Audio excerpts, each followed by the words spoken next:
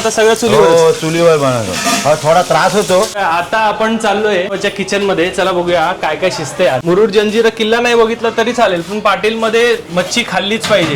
मुख्य आचार्य आहेत आणि हे सेकंड आचार्य. फिश करी इथे बनते. हा, सुरमई आहे वाटतंय ना. हा हे पीस सुरमई करी. चपात्या पण जर तुम्ही बघाल तर समोरच बनतायत. हो इथे पाटील खानावळ मध्ये जी चव दिली जाते ती मॉडर्न आहे की आपली पारंपरिक चव. तर जसं आपण मागच्या व्हिडिओमध्ये मुरुडचा खाजा खाल्ला, तर तसंच मुरुड रेवदंड्या अलिबागच्या पुढे जर मुरुडला आपण येतोय तर इथे बीच सोबतच तुम्हाला मच्छी देखील खाल्ली पाहिजे. आणि मच्छी खायची कुठे, तर मुरुडमध्ये एकच जागा आहे जिथे तुम्हाला एक नंबर मच्छी मिळेल असं तुम्हाला गुगल सांगतं. तर याचीच खात्री करायला आपण आज जाणार आहोत पाटील खानावळमध्ये आणि तिथे ट्राय करणार आहोत मच्छी. आता इथे काय स्पेशल आहे चला हे तुम्हाला दाखवतो. आजच्या व्हिडिओला आपण सुरुवात करू. तर ही आहे मेन एंट्री जिथून तुम्ही आत शिरता. मागच्या बाजूला जर बघितलं तर तिथे मेन रोड आहे, त्यामुळे गाडीनी जर तुम्ही येत असाल तर आतल्या बाजूला त्यांची पार्किंग देखील आहे.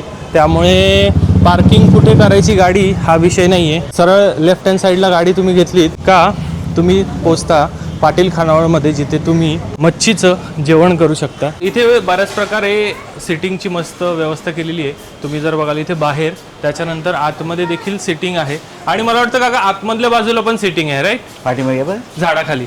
तर टोटल किती असेल सिटिंग तरी अंदाजे? तरी 250 होते. 250 आणि मोकळे आहे सगळं, त्यामुळे हवेशीर आहे सगळं. चालू आहे इथे चालू आहे. व्हेज जेवण झालेलं आहे. हे आमचे मुख्य पांडुरंग महाराज मुख्य आचार्य आहेत आणि हे सेकंड आचार्य.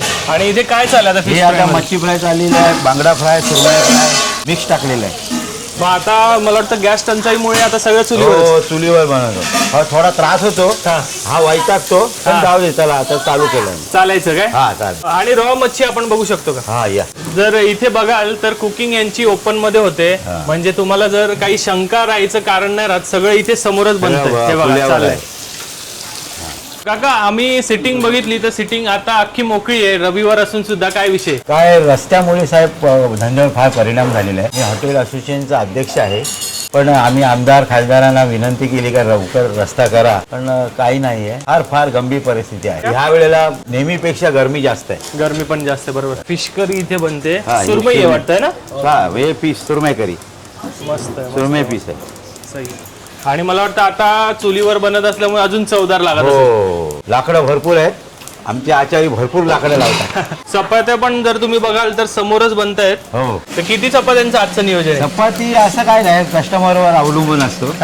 कधी कधी 1000 चपात्या होतात, 1500 होतात, कधी कधी 400, 500, 200. पण रविवारचं नियोजन एकदम एक नंबर. भाकरी पण असते, चपाती पण. तांदळाची भाकरी. दादा आता इथे सुरमई, बांगडा, पापलेट लागलाय, तर याचं काय काय बनणार आहे आज? इथं बांगड्याचा रस्सा, पापलेटचा रस्सा, सुरमईचा रस्सा आणि त्यांचे फ्राय. आणि अजून कोणती कोणती मच्छी अवेलेबल असते आपल्याकडे? सुरमई असते, आपला हलवा असतो, रावस असतो, जिताडा असतो. अच्छा, बऱ्याच प्रकारची व्हरायटी आहे. नंतर कॅप असतो. अच्छा, कॅप्स पण असतात. हो. आणि कोलंबी रस्सा. कोळंबी. तर आपण चालूया का किचन मध्ये काय बनतंय बघूया का? ठीक आहे चला. तर आता आपण चाललोय पाटील खानावळच्या किचन मध्ये. चला बघूया काय काय शिजते आज. बांगडा आहे, बांगडा फ्राय जो आपल्याला मगाशी दिसला तो आता आतमध्ये थाळीमध्ये लागायसाठी आलाय. आणि अजून इथे काय काय रेडीमध्ये चिकन. अच्छा, चिकन पण आहे, म्हणजे असं ज्यांना फिश नको आहे त्यांना चिकन पण अवेलेबल आहे. चिकन मटण असतो. अच्छा, त्याच्यानंतर फिश करी. अरे वा, मस्त रस्ता आहे. आणि आता काय लागते? आता सुरमई आणि पापलेटची थाळी लागते. काय काय येईल त्याच्यामध्ये बघूया का? त्याच्यामध्ये fish curry, fish fry, solkadhi, डाळ, तांदळाची भाकरी, राईस. तर ही झाडाखालची सिटिंग आहे या बाजूला. आणि स्टार्टिंग पासून मी जी दाखवली तुम्हाला ही पहिली सिटिंग आहे, जी तुम्हाला एंट्री केल्याच दिसते. इथे पाटील खानावळमध्ये जी चव दिली जाते ती मॉडर्न आहे की आपली पारंपरिक चव? पारंपरिक चव. आणि आगरी पद्धतीचं असतं की कोळी पद्धती? महाराष्ट्रीयन पद्धतीचं. अच्छा अच्छा, कोकणी पद्धतीचं. कोकणी पद्धतीतलं जेवण असतं. चिकन पासून फिश पर्यंत सगळं. आता थाळी जशी जशी भरत चालली आहे तर रंग खुलत चाललाय थाळीचा एकदम.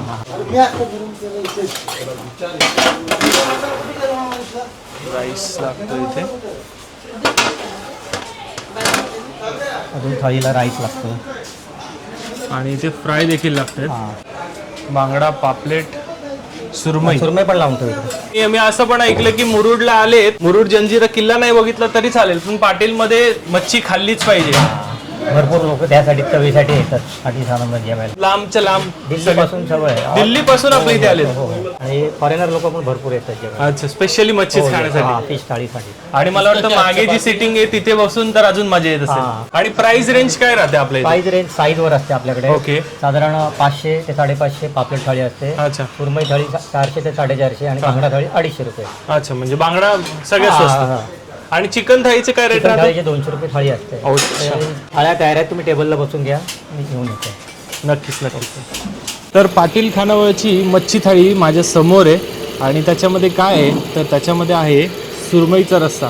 तर मोस्टली कसं होतं, आपण पुण्या मुंबई साईडला म्हणजे पुण्याला स्पेसिफिकली जिथे आम्ही जास्त मच्छी खाल्ली आहे तिथे सुरमई जर थाळी तुम्ही मागवली किंवा पापलेट जर तुम्ही थाळी मागवली त्याच्याबरोबर जी करी येते ती एक फिक्स असते बांगड्याची किंवा एक स्टँडर्ड सुरमईची. पण इथे तसं नाही आहे. तर इथे जेव्हा तुम्ही मच्छी मागवता तर त्याच्यासोबत तुम्हाला जी करी येते तर ती त्याच मच्छीची दिली जाते. जसं की आता या ताटामध्ये सुरमईच्या ह्याच्यात सुरमईचाच पीस दिला गेलेला आहे. सुरमईचा एक फ्राय पीस आहे, त्याच्यानंतर भाकरी किंवा चपातीचं देखील ऑप्शन आहे. आणि इथे एक वेगळेपण म्हणजे इथे डाळ दिली जाते. म्हणजे जरी तुम्ही फिश थाळी घेताय तरी पण तुम्हाला याच्यामध्ये डाळ दिली जाते. तर आपण आता बसलो यांच्या ओपन सिटिंगमध्ये आणि सुरुवातच करूया यांच्या करीपासून. एक आंबट तिखट अशी चव आहे जी या करीला आहे. आणि त्याच्यासोबतच अजून एक करी इथे दिलेली आहे, ती प्लेन करी आहे, त्याच्यामध्ये पीस नाही आहे.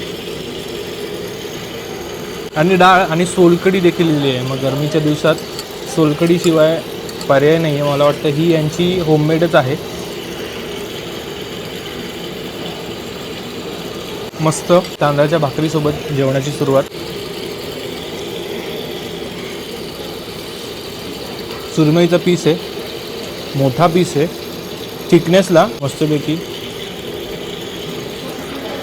नारळाच्या झाडाखाली मच्छी तुम्हाला इथे खायला मिळेल. म्हणजे मुरुडला लोक मच्छी खाण्यासाठी येतात हे ऐकलं होतं, पण ते काय याचं कारण आज कळालं.